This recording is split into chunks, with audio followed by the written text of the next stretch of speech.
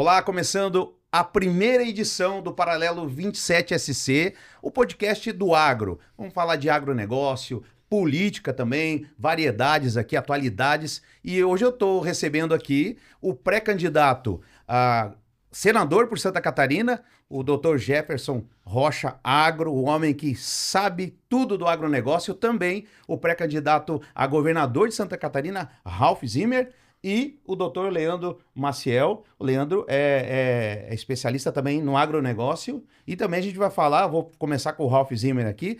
O Leandro foi um responsável do impeachment do o governador anterior, o Carlos Moisés, né? Isso. Então é polêmico o homem aqui.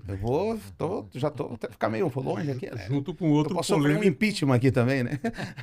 Não, falando sério, sejam todos bem-vindos. Vou começar aqui com o Ralph Zimmer, vai iniciar essa nossa conversa aqui no podcast Paralelo 27SC. Seja bem-vindo, senhor Ralph Zimmer. Muito obrigado. Agradeço estar aqui na presença do nosso entrevistador aqui no Paralelo 27, com todas as companhias aqui que nos cercam, para falar de política, de atualidade, economia, agro, como diz o próprio mote, não é, do programa. O senhor vai ser agora, já está, né, pré-candidato, já está definido a governo do estado, certo? Certo. E eu já aproveito o ensejo até para emendar o diferencial da nossa pré-candidatura, né, Jefferson? É que nós nos colocamos no centro, na racionalidade, para debater, sim, causas espinhosas também, sejam com viés à direita, com viés à esquerda, mas, antes de tudo, uma forma de buscar harmonizar os interesses da população, que é a razão de ser da política. Hoje nós vemos em Santa Catarina que a única pré-candidatura a governo e a Senado que se põe nesse espectro de centro, sem preconceito, que conversa com a direita, conversa com a esquerda e, sobretudo, quer estourar essa bolha da polarização sem temer nada e nem ninguém, mas sim a favor do bom debate, é Ralph Zimmer para o governo do estado e Jefferson Rocha para o Senado da República. Com todos respeito às demais candidaturas, a verdade é que hoje Santa Catarina, para governo, tem Jorginho Melo / família Bolsonaro / direita.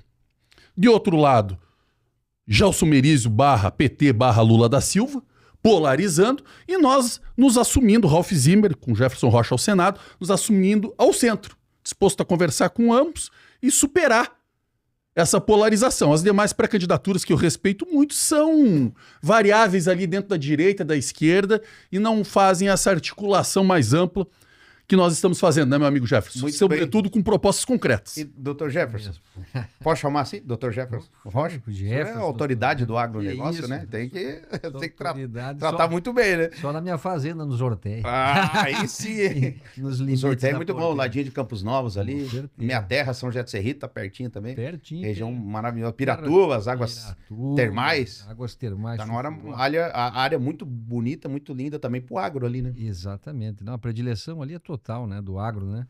É a afeição, como diz o ditado. E o nosso estado, né, Ralph, colonizado por alemães, por italianos, por poloneses, tem essa característica, né? Ali pertinho, o Tirol brasileiro, nós temos 13 etilhas, a primeira colônia austríaca a ser, né, comandada pelo próprio governo da Áustria, né? O ministro da Agricultura da Áustria veio aqui trazer colonos para produzir, para trabalhar. Então, o nosso vínculo com o agro, ele vem de uma ancestralidade já de gerações e gerações, né? E a defesa que nós estamos fazendo aqui, que nós nos propomos a fazer nessa candidatura, o Ralph enquanto governador, eu como pré-candidato ao Senado, é justamente defender as pessoas, né, Ralph? Colocar as pessoas, colocar o estado de Santa Catarina em primeiro lugar nesse debate, né? Não importa, como bem disse o Ralph, o aspecto político. Eu sou um pouco mais à direita, ele um pouco mais à esquerda, e nós conseguimos conversar muito bem. Conseguimos debater ideias, conseguimos colocar o nosso raciocínio e chegar sempre à conclusão de que isso ajuda o catarinense, isso atrapalha. Então, a nossa prioridade é Santa Catarina e os catarinenses. Foi para isso que nós nos dispomos a enfrentar este pleito e trazer esta palavra diferente, né, de todas, porque realmente nós estamos hoje perdendo muito tempo com debates com o sexo dos anjos e esquecendo da realidade do catarinense. Se me permite, Jefferson, essa última semana, até para englobar um pouquinho maior o espaço, nos últimos 10 dias, por assim dizer, tiveram 2 pré-candidaturas ao governo do estado fazendo firula, né? O Brigadeiro dizendo que ia desistir, depois não desistiu, o João dizendo que ia desistir, o João Rodrigues, se tivesse um projeto, aí o Jorginho mostra o projeto, ele disse que aquilo não é de projeto, discutindo, como tu disse, o sexo dos anjos. Mas como diz Freud, as pessoas se manifestam por todos os seus poros, né? Então, quando a gente vê pré-candidaturas colocando na mesa um tudo ou nada, eu vou desistir, porque já desistiram. Já desistiram do catarinense, já desistiram do enfrentamento. Por quê? Porque eles faltam conteúdo e eles sobram medo. Coisa que a gente não tem aqui nesse nosso lado. Porque do nosso lado nós temos conteúdo, né? Modéstia à parte, nós estudamos Santa Catarina a fundo, escutamos as pessoas e procuramos, eu e o Jefferson, trazer propostas execuíveis na forma da lei, da Constituição da República. Não adianta vir aqui vender terreno na lua, como alguns pré-candidatos estão tentando fazer, certo? E isso vai fazer a diferença lá na frente, no momento propício, para aquele cidadão, para o eleitor qualificado, que busca as melhores informações, que busca ser seguido pela razão. Esse vai encontrar no nosso time uma sinergia. Exato. É isso que nos move. Vou dar um exemplo, uma conversa que eu tive com o Ralf a respeito da agricultura do estado de Santa Catarina. Santa Catarina é o segundo maior produtor de arroz do Brasil, né? Em termos de produtividade, é o primeiro. No entanto, nós discutimos isso ainda há pouco, o risicultor catarinense hoje está recebendo pela saca de arroz de 60 quilos R$ 53. O custo de produção é 70. E nós temos, Ralf, uma lei que é o Estatuto da Terra. O Estatuto da Terra preconiza que uma espécie de preço mínimo para o produto agrícola. Ele estabelece a política de garantia de preço mínimo, que teria que ser custo de produção mais 30%. É uma norma inobservada, né? É uma norma que não se cumpre no nosso país. Nós precisamos fazer cumprir essa regra, sobretudo para um Estado que manda 100 bilhões de reais em impostos, PIS, COFINS, imposto de renda e todas as contribuições sociais, impostos e taxas para o governo federal e recebe, dos 100 que repassa, recebe 17. Não fecha a conta. Então, a partir do momento em que nós vamos montar essa coalizão de defesa do catarinense, de defesa de Santa Catarina e passar a exigir o cumprimento da norma jurídica, o cumprimento da lei, para que aquele risicultor que está lá em Turvo, para que aquele risicultor que está lá em Araranguá, ou mesmo para as outras atividades, o produtor de leite que está passando por uma dificuldade danada, produtores de grãos também, inclusive, que tenham assegurado e garantido o Estatuto da Terra como norma jurídica auto-aplicável que é para ter o seu preço mínimo garantido, né? Porque a política de garantia de preços mínimos, que está inclusive no texto da Constituição, deve ser observada pelo Poder Público Federal. E eu me coloco na qualidade de pré-candidato ao Senado, como defensor intransigente da PGPM, para que o produtor de leite, o risicultor, para que o produtor catarinense tenha assegurado um preço justo pela produção do seu alimento, não é, Ralf? E quando o senhor fala, Dr. Jefferson, de proteção do Estado, em várias questões, né? Tanto de retorno de tributos, né, que vai para lá, para Brasília, mas também a questão que está muito polêmica aí, essa questão de demarcação de terra indígena, estão querendo fazer mais áreas indígenas, porque já o estado Exato. É pequeno, né? Nós somos um estado muito pequeno. Tem Como o senhor falou em questões- produtividade do arroz, Isso, ele pode ser o segundo, mas ele produz mais em menos áreas, né? isso Porque Mota. o Rio Grande do Sul, por exemplo, que tem áreas muito maiores para Isso, produção. Mota, eu falo com propriedade, porque eu estou desde 2005 estudando esse assunto e debatendo. Eu criei aqui em Santa Catarina a Comissão de Direito Agrário e Questões do Agronegócio, e a primeira pauta que me foi apresentada enquanto presidente da Comissão de Direito Agrário foi a demarcação da terra indígena aqui no Morro dos Cavalos, foi a demarcação em Campos Novos da tal de Invernada dos Negros. E posso te afirmar, com a maior tranquilidade, não é terra. 13% do território nacional já está demarcado em área indígena para 900 mil indígenas. Não existe, não é a coisa Já mais. existe isso já. Não é terra, não é terra. Agora você assiste um jogo, por exemplo, lá em Miami, Ralf, aonde o estádio que está sendo locado pela FIFA para os jogos pertence a uma tribo indígena, que é a tribo dos donos do Hard Rock Café. Agora me fugiu o nome. Então eles querem independência. Os indígenas não querem mais terra. Eu converso com as aldeias, eu apresentei, inclusive, para o ex-presidente, os índios parecis que produzem 14 mil hectares, são independentes contra tudo e contra todos. Então, a política de demarcação está completamente equivocada. É um erro o que está se fazendo. E isso eu quero levar também para o Senado da República, porque foi aprovado o marco temporal na Constituição, ainda falta passar por uma das casas, que é a Câmara, mas além do marco, nós temos que definir uma política de desenvolvimento para os indígenas, lhes dando o título de propriedade, que hoje se demarcam as áreas, a área fica com a União e os indígenas ficam tendo que mendigar cesta básica e atendimento pela FUNAI. Tratam os indígenas como se fossem animais num zoológico, enquanto que eles querem independência, enquanto que eles querem progredir, enquanto que eles querem usufruir do solo que lhes pertence e também dos minerais que estão abaixo do solo, não é? Assim como os indígenas norte-americanos, que tem cassino, que tem estádio de futebol, que são donos do Hard Rock Café.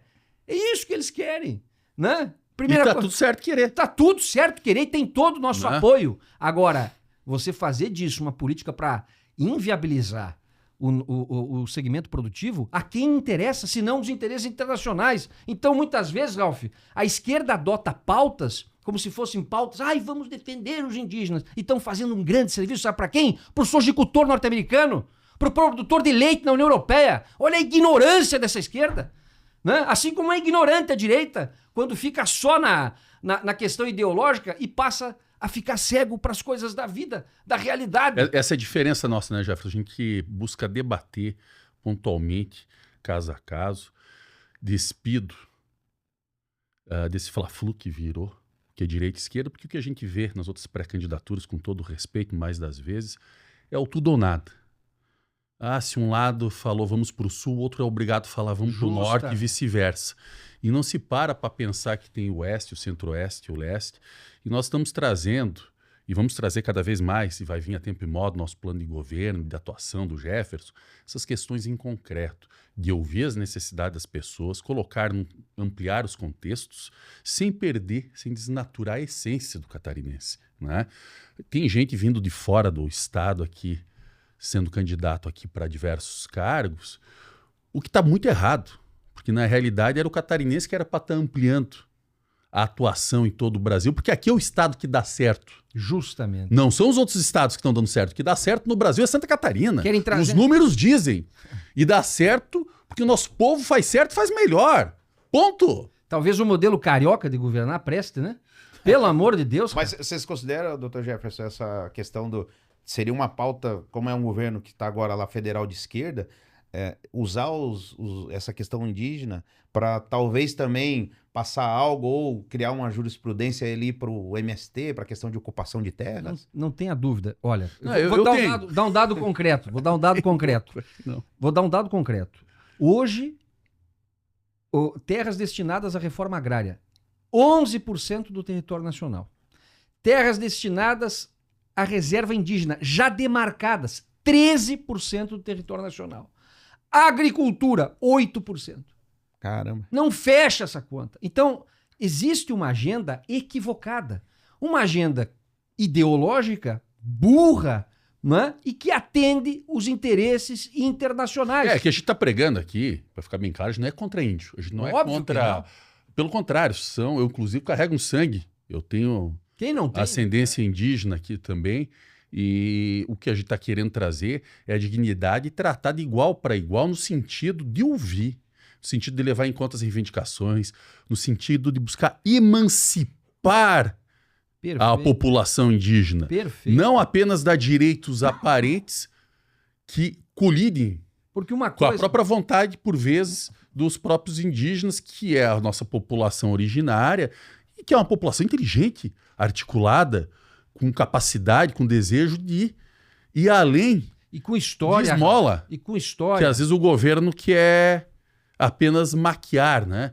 E outra questão, Jefferson, que eu acho muito interessante, eu tenho analisado as pré-candidaturas de Senado, né? Senado parece que a pauta está o seguinte, a esquerda se colocando pró-STF antigolpista, Quem se diz de direita se colocando contra a STF anti-perseguição a presos políticos, né?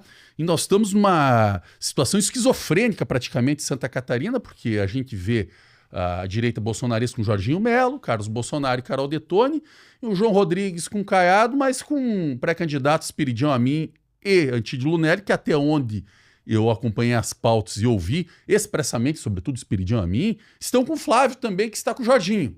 Então, tá uma situação aí que às vezes levanta até uma suspeita se a pré-candidatura do João Rodrigues não é uma linha auxiliar do Jorginho Melo.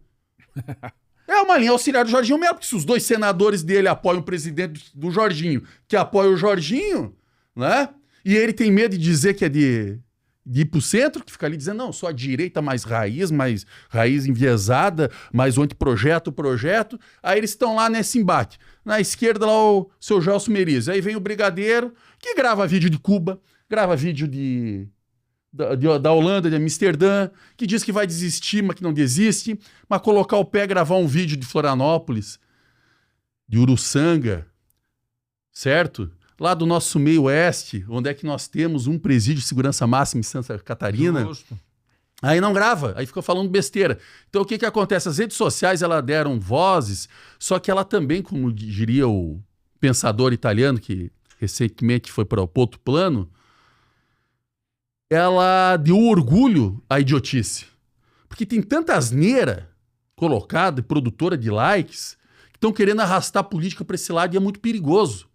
A política... Os grandes temas não ficaram de fora, né? Os grandes temas, exatamente. O grande tema é o seguinte, pessoal. Ela tem que ter onde morar, ela tem que ter saúde, ela tem que ter onde comer. E se o Estado não consegue produzir isso para ela, ao menos ele não atrapalhar já é grande coisa. E tem que ter o como fazer. O que fazer? Vamos falar em imposto. Imposto, tudo quanto é pré-candidato é contra imposto, que vai reduzir imposto. Não vai. Porque para reduzir imposto não é atitude de pré-candidato de Senado. Pode até ter um viés para isso, para ser contra aumento. Tudo muito bem. Para reduzir imposto tem uma lei de responsabilidade fiscal. O chefe do executivo, para poder renunciar à receita, para não ser empichado, ele precisa demonstrar, antes de tudo, um projeto de lei, da onde que ele vai suprir aquela receita que ele está renunciando. Por isso, da necessidade da mãe das reformas, que é a reforma administrativa, ser aprovada antes de todas elas. Né?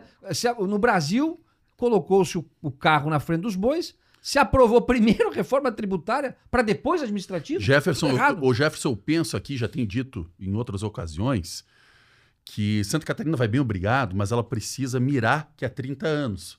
Até porque vai bem obrigado, mas nos últimos 20 anos ele passou por duas, três reformas de previdência, o que mostra que teve que fazer remendos, né? Então, para nós não ter que vivermos de remendos no futuro, nós temos que começar a pensar até para ter o argumento para enviar projeto de lei que baixa a tributação, para ter o argumento jurídico plausível, para não ser empichado, para não confrontar a lei de responsabilidade fiscal, nós temos que mostrar de onde tirar. E eu sei de onde tirar, Jefferson. Eu sei de onde tirar porque eu fui gestor, embora da Defensoria Pública, que o doutor Leandro me auxiliou lá, que é uma instituição que não tem o tamanho do Estado, mas está quase no Estado todo, né? Eu pude observar os gargalos do dinheiro público que muita gente não vê. Primeiro gargalo do dinheiro público, e esse tem que ser reduzido e mitigado para podermos avançar e botar os dois pés no século, na era que estamos, chama-se locação imobiliária. O modelo oitocentista de gabinetes com a fotografia da família está ultrapassado. Já foi. Está ultrapassado. A própria pandemia nos possibilitou, com o teletrabalho, poder... Eu não estou pregando uma virada total só para coisas e situações e serviços online e tirar o contato com o público. Não é isso. Mas nem só teletrabalho, mas nem só presencial.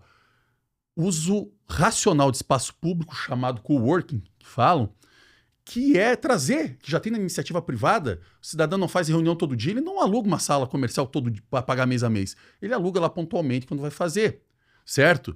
A administração pública pode muito bem num prédio, vou dar um exemplo aqui, pegar uma escola, nessa escola que tem um espaço, tá lá o PROCON, para atender o pai que não tem tempo, porque vai levar o filho para o trabalho, mas vem ali no atendimento, tá lá a Defensoria Pública, a Procuradoria do Estado, em vez de estar num outro centro distante, um prédio para o PROCON, um para a Defensoria, outro para... Fora isso, o que vem a reboque são contratos com terceirizados, que o gestor é obrigado a fazer contrato com terceirizado. Aí tu contrata terceirizado, a moça que vai fazer a faxina numa sala desse tamanho, numa sala alugada por um órgão público lá em Campo Herê, ela vai ganhar o seu salário mínimo. Mas a empresa terceirizada vai cobrar 5, 6 vezes a mais do Estado. Então, esse gargalo do dinheiro voltado a um custeio que não se justifica mais, diárias para servidores, para reuniões, que hoje podem ser telepresenciais com o mesmo efeito, sabe?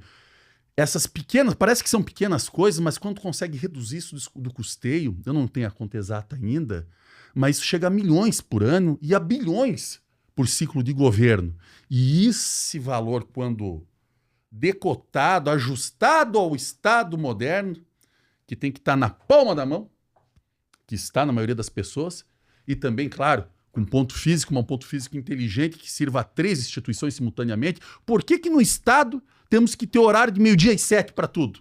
Porque uma instituição não é das 7 às 2, outra das 7 às 9, para fazer um rodízio do uso do patrimônio, espaço, do espaço imobilizado, reduzir o custeio, chegar na população com qualidade, mensurar, porque teletrabalho não é vadiagem, vadiagem é tu largar atrás de um computador dentro de uma sala grande e tu não mensurar a produtividade, tá aí inteligência artificial, tá aí uma série de ferramentas para isso, reduzir o custo da máquina, e aí sim, tu vai para a Assembleia Legislativa de Santa Catarina, de cabeça erguida, vira pro egrégio Tribunal de Contas e diz, está aqui, economizei 1 bilhão, está aqui a fonte de receita. Esse 1 bilhão representa no ICMS X%, que agora está indo uma lei para reduzir. E aí começa a dar uma roda de ganha-ganha. E o seguinte, Ralf, reduz a tributação, a margem de lucro aumenta,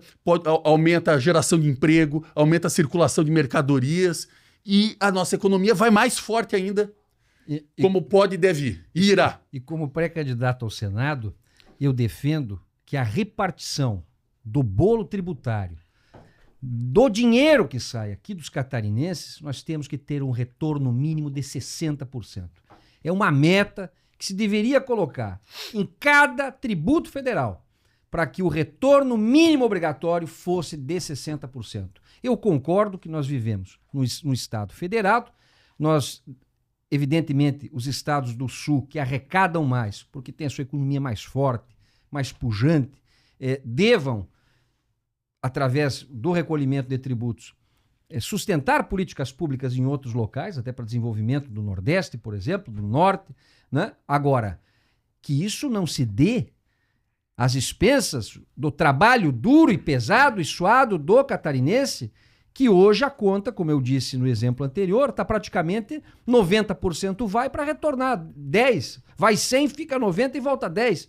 Isto é injusto do ponto de vista de repartição da receita e não é legal. Se nós estamos num Estado federado, as federações também têm as suas obrigações, as suas responsabilidades. Então, a defesa que eu faço, aproveitar a reforma tributária, Ralf, que foi uma reforma, no meu ponto de vista, caótica e que vai necessitar da reforma da reforma para colocar como regra no texto constitucional, porque tem que ser através de lei complementar e de emenda constitucional e depois de lei complementar.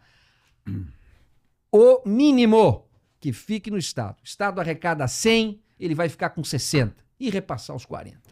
Não é justo o que Santa Catarina enfrenta há décadas sustentando políticas públicas em outros estados, enquanto que no seu estado aqui, nós tivemos aí o exemplo do governador que lançou um projeto, né? Teve aquela discussão se é projeto, se é projeto, não importa. Né? Um projeto interessante para o estado, que é a Via Mar, que eu creio que você também deva defender, né? Mas nós precisamos de mais do que da Via Mar, nós precisamos da Via Oeste, que nós temos uma 282 que não é duplicada, que é uma carnificina, uma máquina de moer gente. Nós não temos uma ferrovia no estado.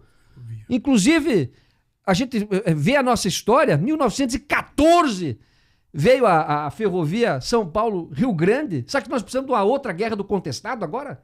Né? Para exigir que o modal ferroviário seja implantado no nosso estado? E com parceria público-privada, né, Eu vou Jeff? te ajudar, Ralf, a rever as concessões federais que foram feitas, a ALL, que foi comprada agora pelo Grupo Cosan, que está quase em situação falimentar. Nós temos que rever essas concessões. Como é que se dá uma concessão pública sem uma contrapartida para deixar abandonada a ferrovia? Porque o mais caro já foi feito, que foram as desapropriações. Então, injetar dinheiro, que é dinheiro nosso, do pagador de impostos catarinenses, no nosso estado. Meu amigo, um ano, nós fizemos 10. E os teus 4 viram 40, com 60% dos tributos arrecadados aqui nas mãos do governo do estado para que seja gastado de forma a defender os catarinenses. E essa questão da América Latina logística ali, do Cosan, seria do Hermeto lá, o pessoal do Shell, dos postos Shell? Sim, sim. Esse que não... A ALL foi comprada pelo Grupo Cosan. Pelo Cosan, caramba. E a ALL detém as concessões há muito tempo. E o que faz com as nossas ferrovias? Olha, a única coisa que existia em Santa Catarina, em termos de ferrovia, que era o pool do petróleo em Lages, foi desativado. Foi desativado em Lages, é. Foi Que desativado. era América Latina logística que Justo, tocava, né? justo. Então, o que é isso, Ralf? O que estão fazendo? Nós temos, quando fala em infraestrutura, além de estradas, ferrovia, também eu já defendi na última eleição muito a questão da ferrovia, parcerias públicos-privada, abrir aí até para licitações internacionais, para vir um capital estrangeiro que é interessado nas nossas commodities, para poder entrar, enfim, divisas, né, de outros países. Outra questão não é só trazer do oeste para cá. Eu acho que também dá de pensar de abrir para lá, né? Pro lado da Argentina, pro lado do Chile, dos portos que saem para o Pacífico. Nós temos que começar a abrir frentes que saiam para o Pacífico, até por questão de estratégia global, né? E a questão dos aeroportos. Aeroportos nós precisamos também repensar a política de aeroportos, porque hoje, a nossa querida capital do Oeste, que eu sou natural lá, Chapecó, às vezes para ir para Chapecó, o cidadão tem que pegar um voo de Florianópolis para São Paulo, outro para ir para Chapecó, da mesma maneira que tem em Chapecó, a dificuldade que tem em outra coisa. O Oeste não é só Chapecó. São Miguel já tem uma demanda antiga, não sei como é que está agora lá, tinha um aeroclube, enfim, São Miguel do Oeste, mas lá também cabe ampliar da condição de ser um outro polo de aviação, aí subindo aqui passando meio oeste, Joaçaba, chegando em Lages, descendo para a região de Criciúma, ou subindo no próprio vale, que a gente só tem navegantes ali com uma certa estrutura, tem que ter em Joinville, maior cidade do estado, tem que ter em Blumenau, não é só o Aeroclube, que é lindo, maravilhoso, em Blumenau, mas tem que ampliar, nós temos que começar a ampliar também a questão do transporte aéreo, seja para turismo, seja para as pessoas fazerem negócio, seja, enfim, até pensando aí junto com o setor produtivo, até mesmo questões logísticas, né? Que hoje temos aviões de grande porte, né? Aquele ucraniano, que era o maior do mundo, o Antonov, né? Que muitas vezes compensa a questão aérea no custo-benefício do que os outros modais. Tem que ter essa integração, né? A Santa Catarina pode se desenvolver mais, tem se desenvolvido muito nos últimos anos, né? O atual governador conseguiu dar uma estabilidade política para o Estado e deflagrar obras aí de monta, mas nós temos que pensar, volto a dizer, numa Santa Catarina para que há 30 anos. Não é só para que há 4 ou há 10, é para que há 30 anos. E ela começa a ser construída agora. Eu queria fazer uma pergunta até para o Dr. Jefferson, essa questão de, por exemplo, falar de portos e aeroportos também, né? De portos, o senhor falou aí a questão da Cosan ter comprado a ALL. Sim. Que daí, às vezes, pode ser que seja uma coisa que vai ser bom só para eles. Como também as concessões. O Porto de Itajaí foi concedido para a JBS, né? Sim, Dos sim. irmãos Batistas, né? Sim.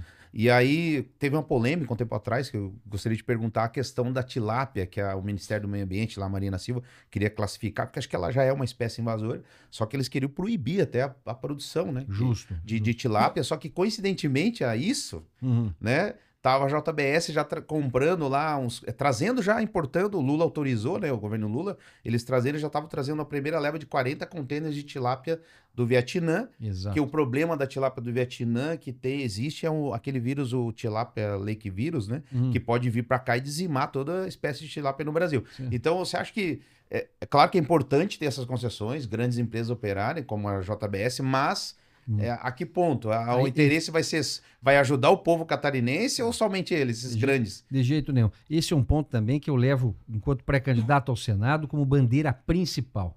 Exterminar, esmagar com os oligopólios e oligopsônios nesse país. Nós vivemos hoje uma fábrica artificial de grandes empresas financiadas com bancos públicos às expensas dos pagadores de impostos. O JBS é um gigante de pés de barro. Foi criado com dinheiro de corrupção, confessado pelos irmãos Wesley e Wesley Batista em delações em 2017 e por seus funcionários, Ricardo Saúde, inclusive um depoimento de 4 horas e meia. Eu já vi e revi todos. Eles confessam que para acessar os recursos pagavam propina de 4%. Na época, para o governo de plantão, que era o governo do PT. Né? E isso se deu ao longo de décadas. E, infelizmente, hoje nós temos o domínio do JBS em termos de produção de proteína animal, junto com Marfrig e Minerva. 80% do mercado de proteína animal estão nas mãos desses 3 frigoríficos, o que configura um oligopsônio. Eles dominam o mercado de proteína animal e sabe qual é que é a consequência? O pecuarista de Lages, o pecuarista de São José do Cerrito, da tua terra lá, de São Joaquim, recebe o menor valor da arroba do boi paga no mundo. No mundo.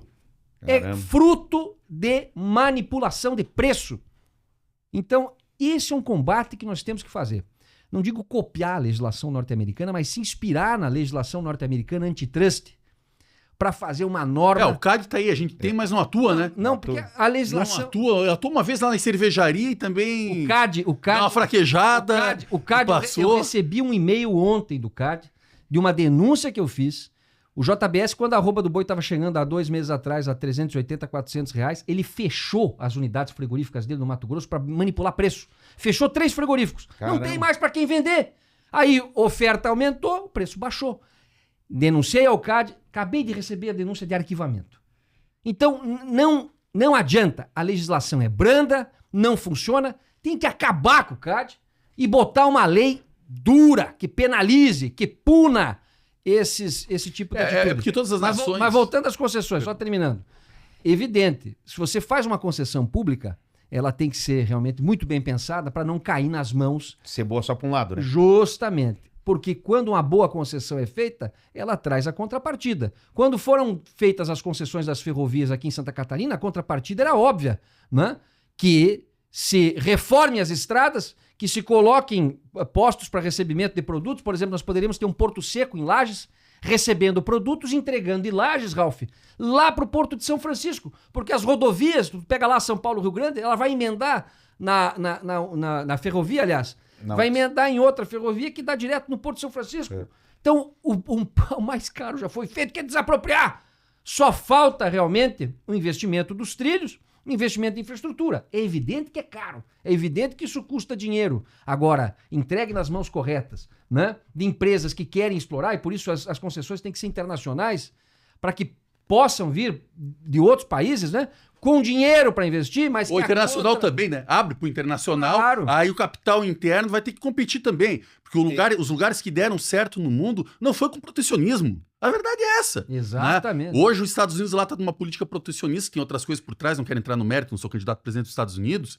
Só que é o seguinte, se pegar a própria história do povo norte-americano, da ascensão econômica deles, ou até nossa aqui de Santa Catarina, vamos aqui no nosso chão de fábrica, né? Da nossa variedade, das nossas regiões, onde tu tem competição, a coisa melhora. Onde tu abre mercado, a coisa melhora, porque para te competir com o de fora tem que ser melhor em casa, senão o de fora vai vir e vai tomar espaço. Então, o que que acontece?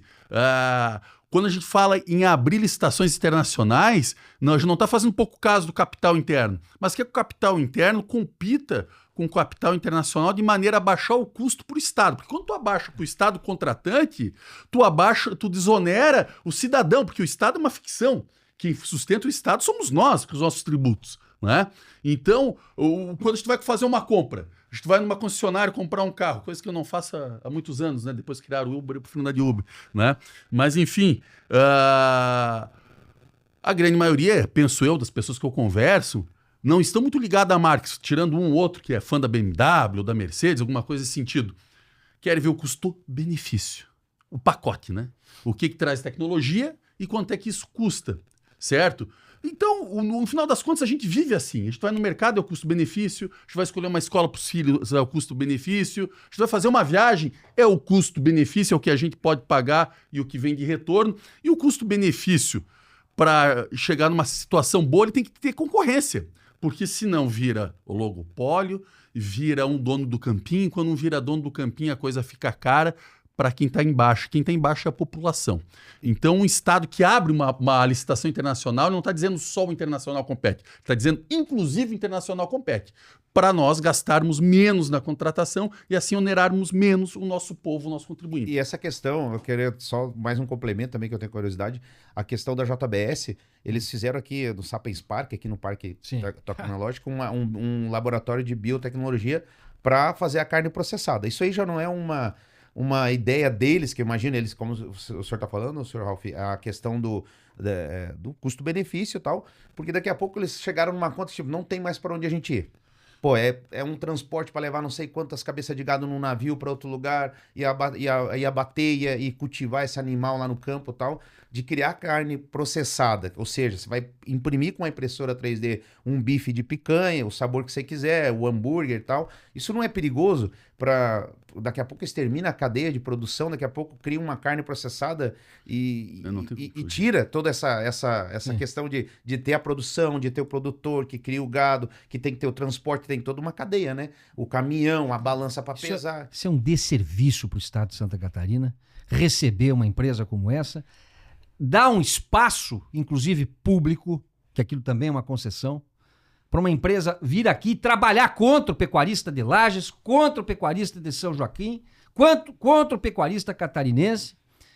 O JBS precisa ser combatido. Combatido porque ele não é uma empresa normal. O JBS foi criado com dinheiro de corrupção. Eu defendo, inclusive, que exista uma punição exemplar para esse grupo, que exista desinvestimento por parte dos frigoríficos que eles quebraram para comprar barato. Né? E o JBS hoje é dono de frigorífico, é dono de empresa hidrelétrica, é dono de termoelétrica, que movimenta 30% da energia do Brasil, ninguém se dá conta disso. O porquê dessas últimas atualizações que tiveram na legislação para favorecer enormemente as termoelétricas. Dono de 40% da produção de energia nuclear do Brasil. Recentemente, a última aquisição do grupo Avibras, a única fabricante de mísseis balísticos do país. Isto não é natural, isto não é bom para o nosso Estado, e se depender de mim, eu chuto essa empresa daqui, desse Sapiens Park, e vão pro raio que o parta.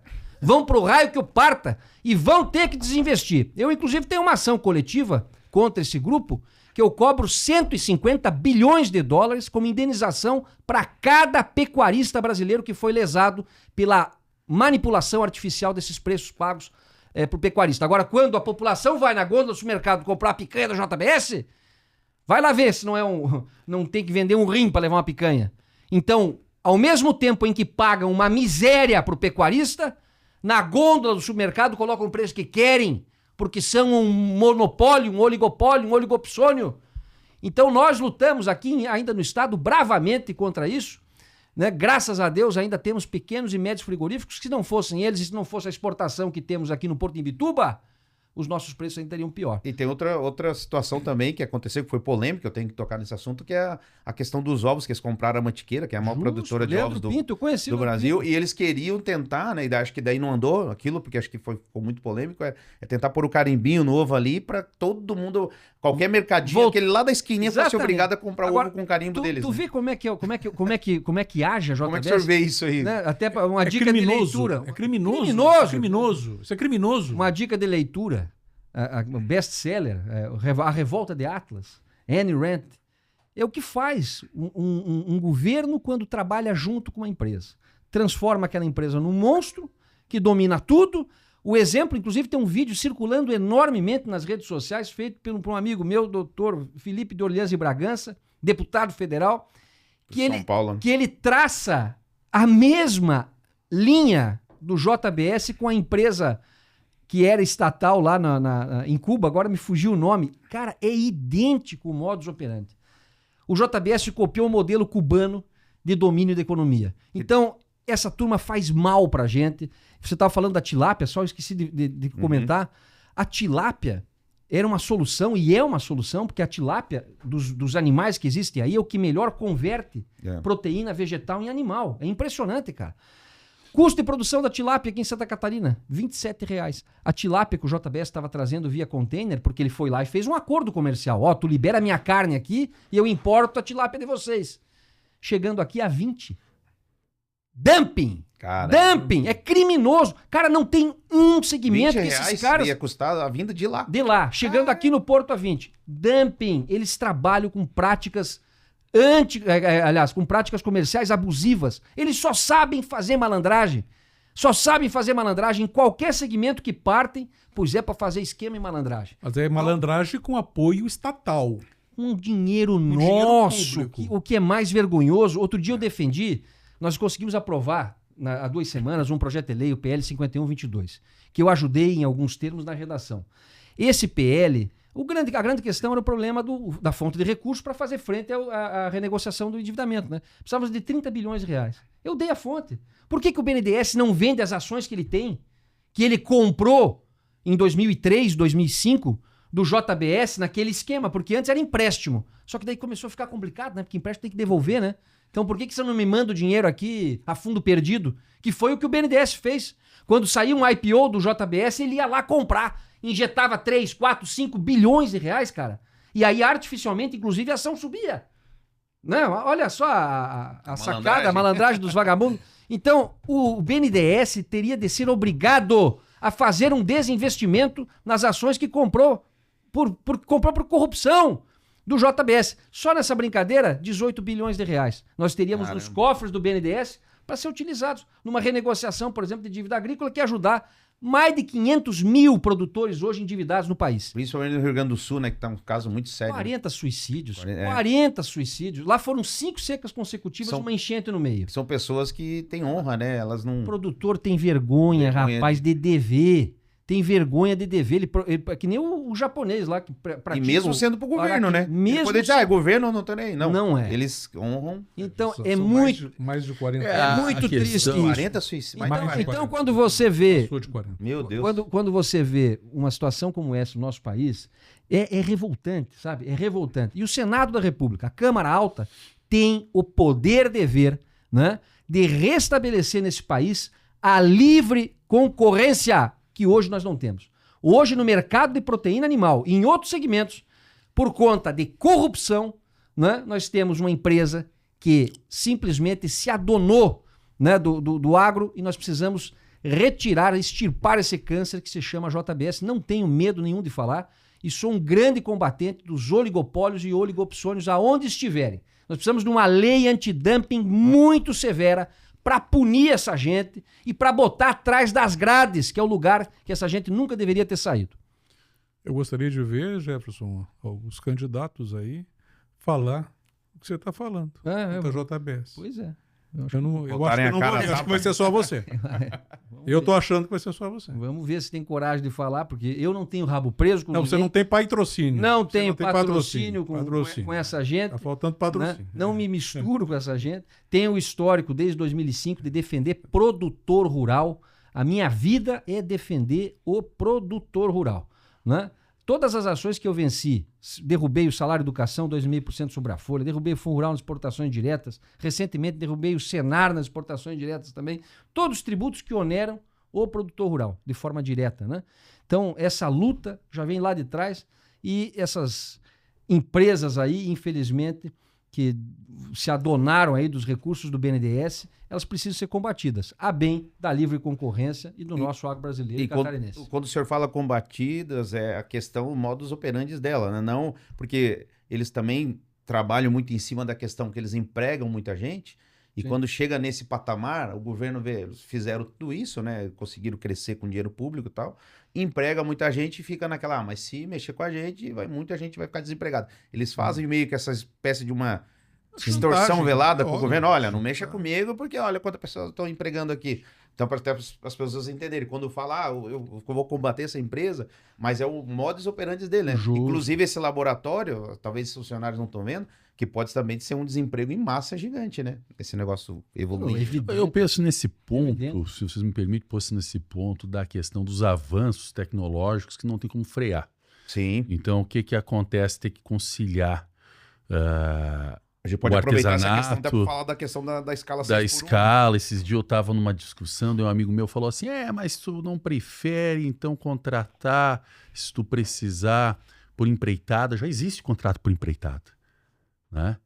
O que está se discutindo lá no fim da escala 6x1, vale ressaltar que 2 deputados de direita aqui de Santa Catarina votaram favorável ao fim da escala, para passar a ser 5x2. Um é o Ismael, do PL de Blumenau, outro é o Guetin, presidente do Republicanos. Eu gostei muito da fala, principalmente do Guetin, que o Guetin também, paralelo a isso, busca desonerar a micro e a pequena empresa, fazendo a política de ir ao encontro da vontade governamental, que esse é um projeto que sai da mão da esquerda, mas ele é um projeto que ele está precificado, já se sabe qual é o alcance do impacto na economia, que é de cerca de 25 bilhões. Ele é um projeto que ele era para ter passado na Constituição de 88, né? Já foi discutido isso lá atrás, porque é o modelo germânico e possibilita, ao menos lá na Alemanha, a 40 horas virar 48 conforme a deliberação dos sindicatos. Porque a partir do momento que tu atende essa população específica do seletista, qualquer direito que se vai dar, evidentemente a conta vai chegar no consumidor. Só que a gente tem que ver que há trabalhos e trabalhadores diversificados no país. Hoje tem uma enxurrada de pejotização, né? E as pessoas realmente optam também por isso, porque daí desonera a folha, recebe um pouco mais.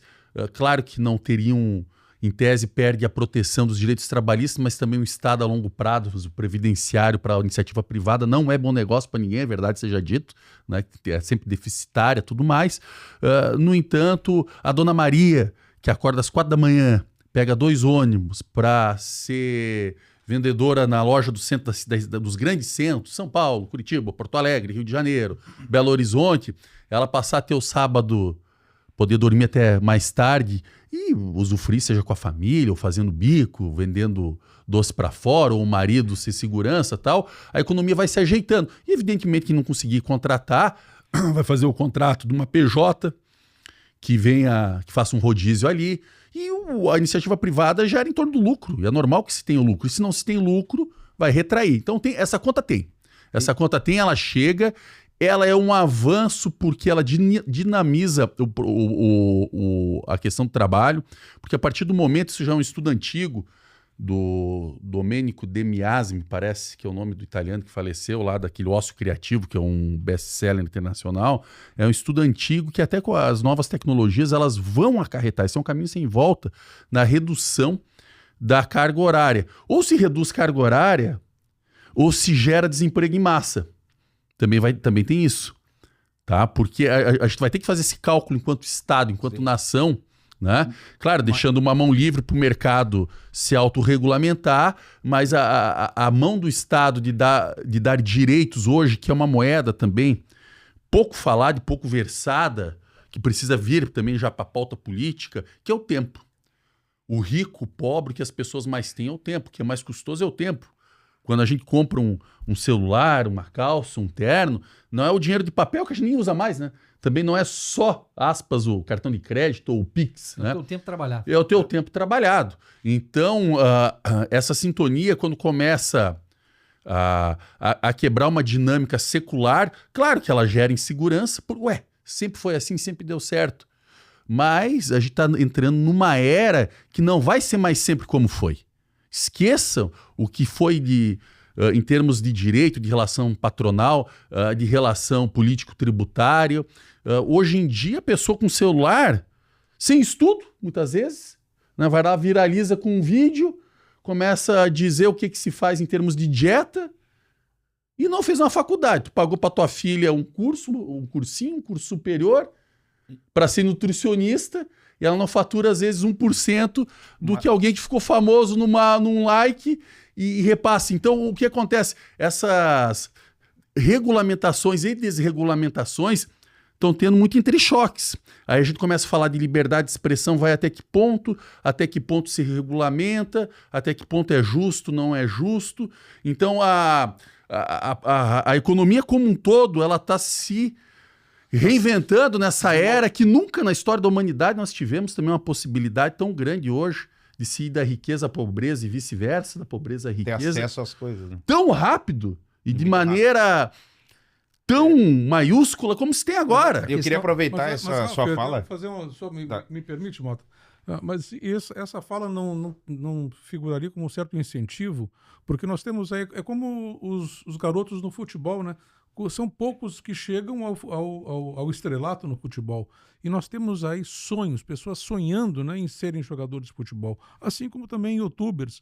Então, eu vejo que você fala dessa forma como se fosse fácil lançar um vídeo não é isso que eu quis dizer. E lançar um vídeo e se tornar viral da noite para o dia. Isso são as exceções. Nós temos a grande maioria não viraliza nada, perde seu tempo. Exatamente.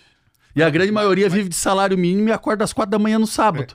Aqui no Brasil. Mas eu queria na Alemanha não, nos Estados Unidos não, nos outros lugares é melhor remunerado para isso. Então a gente tem que realmente ver de qual maioria a gente faz parte. Mas essa é uma realidade que ela é transversal, que ela é vendida, né? Ela é vendida. Não, realmente, os números são pequenos, mas ainda são possibilidades. Porque antigamente a conta que se tinha para uma família ser considerada rica era 3, 4 gerações de produtores que iam passando de pai para filho, que ia economizando lá na pessoa do primogênito, que o resto ficava sem nada também, para chegar lá na 5ª geração ser considerado alguém rico. Hoje, o que a rede social vende, o que enfim, o que se vende em geral é que é fácil, que realmente fácil não é, continua sendo exceção, mas hoje é possível, e justamente por conta desses sonhos que são vendidos como fáceis, é que a questão passou a ser da política. Hoje o debate fugiu muito, quando vai falar em regulamentar, o pessoal torce o bico. Não, mas você está falando de CLT. CLT é algo do século passado. E realmente é. Permite uma parte. Também é. Então a gente tem verdades eu quero fazer uma cruzadas. Palavra, né? o homem do campo. Mas eu queria fazer uma falar pergunta sobre essa realidade só para a gente não perder esse gancho, doutor Jefferson, me permite. Por um lado, acho que essa questão da escala dessa mudança... Mas eu queria concluir, isso fugiu outra questão, que era da JBS das carnes. Só para terminar esse ponto. Eu acredito que isso é imparável. Se não for a JBS, não for aqui, vai ser a Elma Chips no Rio Grande do Sul, no Paraguai. Isso vai ter. E aí é o seguinte, vai ter que conviver como tem que conviver as montadoras nacionais quando abriu para exportação das internacionais. Aí vai ser de conquistar o mercado consumidor. Essas pesquisas e essa carne que um dia pode vir a ser a carne fake, né? A gente vai ter que conviver com isso. Se não for produzido aqui, vai ser produzido no lado. A modernidade vindo. Só para não perder esse fio da meada, o senhor falou a questão da Dona Maria, que pode ter o sábado e tal. Acho que é muito importante, claro. Só que você tem outro lado que acho que preocupa, o doutor Jefferson pode falar. Um exemplo assim, uma empresa que nem a Aurora, lá fica em Chapecó, né? Como é que fica a situação dela? Você vai fazer uma adequação. Ela vai ter que adequar, vai ter que investir mais em funcionário, mas a produção dela não vai mudar nada. É mais ou menos isso? É isso então, mesmo. A Aurora já fez esse estudo. Para se adequar à escala... Porque tem milhares de funcionários, né? Para se adequar à escala 5x2, ela vai ter que contratar mais 10 mil funcionários. 10 mil funcionários. Bom, mais emprego. Eu vejo positivo. Tá, mas só que ela vai continuar faturando o mesmo, né? Não tem um número suficiente de pessoas para trabalhar no número de vagas que serão abertas com as 5x2. Olha que curioso. O Brasil tem 6,3 milhões de desempregados, né? E 19 milhões de famílias vivendo de Bolsa Família, vivendo não, né, mas recebendo o auxílio. A minha ideia é a seguinte, esse projeto inclusive está no Senado, né? Nós precisamos de uma compensação, Mota. Compensação é óbvia, é lógica, ninguém é contra, o empregador não é contra a escala 5x2, né? Tem todo o aspecto social, um funcionário tendo um sábado e um domingo para conviver com a sua família, para viver melhor. Produz mais, tem mais saúde, tem mais energia para trabalhar durante a semana. Ninguém é contra. Agora, esses 10 mil funcionários que a Aurora vai ter que contratar... Quem que vai bancar? Quem que vai bancar? Este custo, além do custo dos 10 mil funcionários, é o custo tributário da folha. Eu defendo o seguinte, que se faça... O custo é quanto? O custo é 100 mil? O custo é 1 milhão, o custo é 10 milhões, o custo é 100 milhões. Beleza, esse custo será abatido dos tributos sobre a folha dos funcionários contratados durante o resto da semana. Extremamente justo. justo, porque Na folha, né? Direto da folha. uma Mas coisa, tem correlação uma lógica, coisa é né? o poder público fazer uma política dessa e dizer que ele é o pai da criança, inclusive, passando o custo para o empregador. O custo acaba chegando ao consumidor, a verdade é essa. Não, mas Aliás, doutor veja, Sérgio mas Aguinaldo, calma, pela ordem. Se a gente criar uma forma de compensação tributária, Sim, o aonde- que tem propôs. propor só para pequena e microempresa, não adianta, tem que propor para todo mundo, cara. Aí não é diferente o pequeno, o O médio e o senhor não grande. acha que faltou bastante estudo antes de propor isso? Óbvio que não, cadê Foi um os negócio muito superficial? Mas é que política para passar. eleitoreiro. Não, mas é que a política para a questão passar, a gente tem que ver também o seguinte: tem todos os defeitos, seja direita, seja esquerda brasileira, mas a gente está falando de duas matrizes que coordenam o campo político nacional, que um é o bolsonarismo e outro é o lulismo, que eles estão na política há 40 anos, os dois. No mínimo, né? O Lula acho até que mais. O Bolsonaro, a primeira eleição dele, vai lá em 88, quando ele foi expulso do exército. 88, 89, primeira eleição dele. A do Lula vai um pouquinho para trás. Então, o que que acontece? Na política, o que a gente tem que quebrar de barreira, que é o preconceito, que é o que a gente está fazendo aqui, também quem lança a ideia tem que saber o seguinte, tem que dar um espaço para o outro completar os pontinhos. Porque senão a gente fica no eterno fla-flu. A partir do momento que vem uma proposta, a esquerda lançou a ideia, aí vem uma proposta de um deputado de direita, que já avançou, de um pré-candidato a Senado nosso aqui, o Jefferson Rocha, que também tem um viés mais à direita, e que é muito lógica, diga-se de passagem, porque vai direto na folha, que tem correlação direta e imediata com o próprio vínculo empregatício, começa a vir, a gente começa a criar, e é isso que tem que ter no Brasil, uma ambiência para equacionamento. As coisas têm ciclos. A gente briga por pautas, a gente briga por segmentos, a gente senta, conversa e chega em denominador comuns. Exato. É isso que a gente está tentando fazer aqui, avançar. Quando a gente chega, por isso que o meu pezinho um pouquinho mais para a esquerda, o Jefferson um pouquinho mais para a direita, traz a sinergia do nosso grupo, que se encontra no centro e quer solução. Quer solução que atenda harmonicamente a maioria dos envolvidos. Inclusive o seguinte, aqueles postos de trabalho que serão necessariamente abertos para suprir essa necessidade, que venham do Bolsa Família. Porque aqueles que estão recebendo Bolsa Família e que se encontram em situação de desemprego, né, ao assumirem um posto de trabalho, inclusive isso é uma ideia antiga, de poder acumular, deixa o Bolsa por mais um ano e meio, 2, né? O camarada é empregado, recebe o provento do salário dele da empresa, mas acumula com o Bolsa Família durante um período. Mas é que tá, se a gente não tá no também... governo Bolsonaro era assim, né? Quando o governo Lula entrou, eles... Se você arrumou um emprego, já corta. Não tá certo isso. Não, mas Tá assim... certo isso, porque isso gera... Isso não gera um negócio de... Isso Já era o mercado informal, né? Que não, temos, né? pior. Não, a dependência mesmo, ó. Eu prefiro ficar aqui que é mais Olha, garantido do que buscar o trabalho, né? Meu Deus, isso aí... Não, é porque também a gente tá com uma... Luiz Gonzaga já cantava em verso e prova. Seu doutor, uma esmola para um homem que é são, ou lhe mata de vergonha ou vicia o cidadão. Então muita gente perdeu até a vergonha na cara de fazer filas naqueles interiores. Isso é uma realidade que a gente precisa combater com emprego. É isso. A escala 5x2 pode ser uma grande oportunidade de abertura de novas frentes de trabalho para justamente os beneficiários, 19 milhões de pessoas hoje, que são beneficiários do Bolsa Família, terem uma oportunidade de emprego.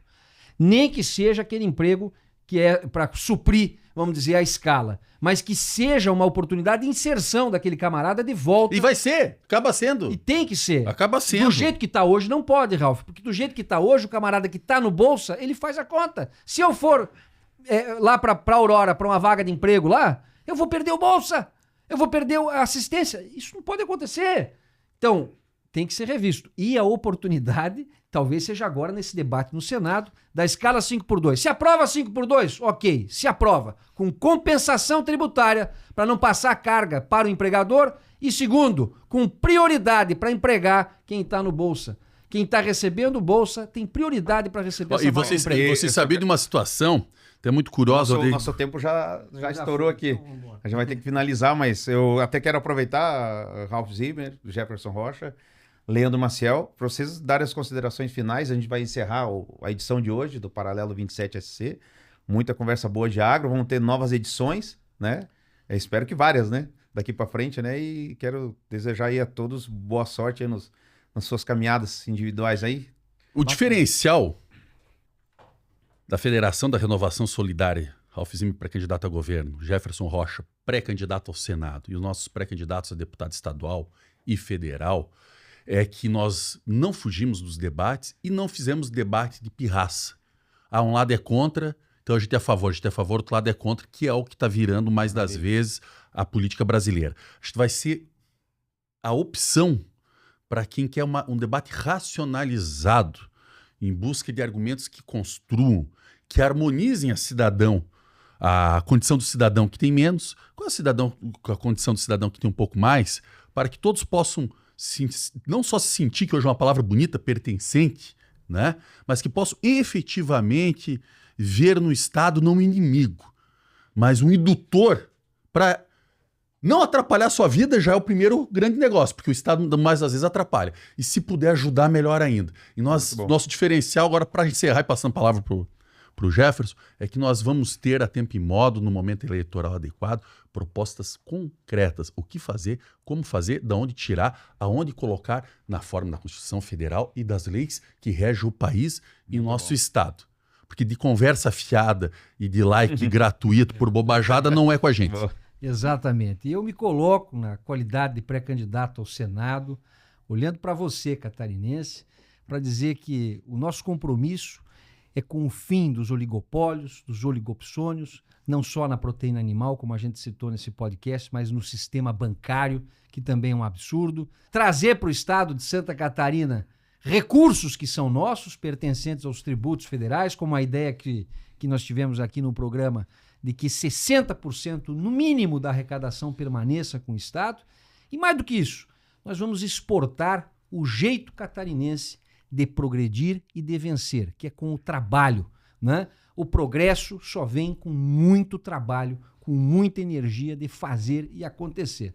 O Ralph Zimmer é um camarada honesto, né? Que é uma das características hoje dentro da administração pública que mais se deve prezar, é visionário, tem ideias para o nosso estado que são verdadeiras revoluções do ponto de vista de transporte, de cuidar das pessoas, daqueles que mais necessitam, né? E a nossa federação, Ralph, é realmente a união de ideias, de polos que muitas vezes são diferentes, mas é a diferença para unir, né? É a divergência para se chegar ao consenso, para construir as pontes que nós precisamos para o progresso que o povo de Santa Catarina merece e que o nosso estado realmente nasceu para ser. Tamo junto, Ralph, e vamos em frente. Um abraço a todos aí. Valeu. Obrigado a todos vocês. Tamo junto. Até a próxima, doutor Leandro.